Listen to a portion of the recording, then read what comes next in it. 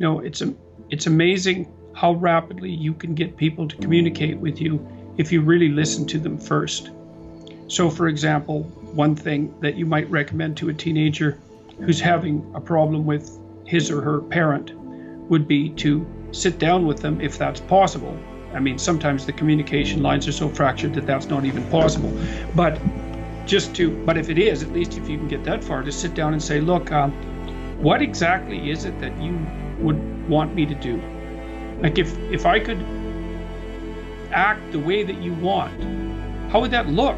Now, just because you ask someone that doesn't mean that you have to agree with everything they say. But what you'll find, generally speaking, is if you ask a person a question like that, first of all, they won't really believe that you're going to listen. And second, when they do start talking, they're going to be kind of irritable and pokey and they'll poke at you and they'll be difficult to get along with because they're so shocked that this opportunity might come along and that they're sort of cynical about it and doubtful. But if you just ride through that and listen, what will happen is that as they talk, they'll get more and more reasonable, and that you may find out that by the time they're done venting their frustration, that there's actually a relative minimum number of things that need to be done.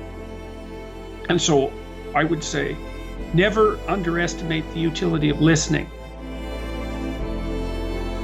The other thing that teenagers can do with their parents is to sit down and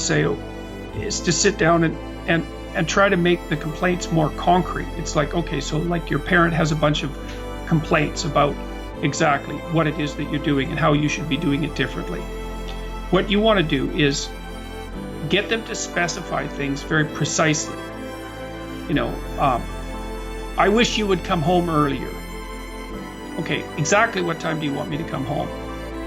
Is it the same Monday through Friday? Is it like Monday through Thursday? Is it different on Friday? Is it different on Friday and Saturday? Like, what precisely is the rule, and what's the penalty if I don't meet the rule, and what's the reward if I do manage the rule? And is there some negotiation room? So like maybe the parent says, well, you should be home by 10:30 on school nights. It's like, well, I would like to be home by 11:30. It's like, all right, is there room for negotiation there? Is there something that you can offer your parent as an enticement to get them to negotiate with regards to what you want? Is there a responsibility that you would take on that would enable them to offer you what you want? And so the teenager should figure out what their parent wants first, is listen, because at least then it's not going to come out in explosive rage and misunderstanding. At least you're going to know. And then start to think about, okay, how could you deliver what it is that your parent wants, and what do you want in return? That's the beginning of a good negotiation. And it's not easy to negotiate with people. It's a hell of a skill. It's something that people don't practice developing. But man, if you can get good at it, it'll serve you so well in your life. You have to negotiate with your wife or your husband. You have to negotiate with your employer. You have to negotiate with your employees. You have to negotiate with your friends, eventually with your children. So if you can learn to negotiate, you've got a skill that will just take you everywhere. And so you start by listening. What does the other person want? And just listen to them. You don't have to agree, but at least you bloody well know what they think then, and thank God for that.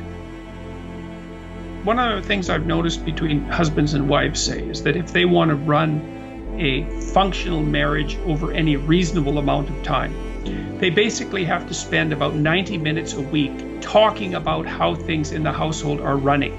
The finances, the organization of each room, the distribution of jobs and so forth in the household. And so that's the other thing with regards to living in the house with people, is that you're running a little economy, or you're running a little society, and that takes continual communication and discussion. And the alternative to that is fighting. So you're either going to fight about things or you're going to negotiate about them. Those are your options. And so even if you think, well, it's going to be difficult and painful to spend a certain amount of time per week talking to my parents about who's going to do what this week and what the joint responsibilities are, it's like, yeah, that's difficult. But the alternative is they're going to be a tyrant and you're going to be a slave, or you're going to be a tyrant and they're going to be a slave, and then everybody's miserable, fighting, and resentful. Well, unless that's what you want, it's not something that you should aim at.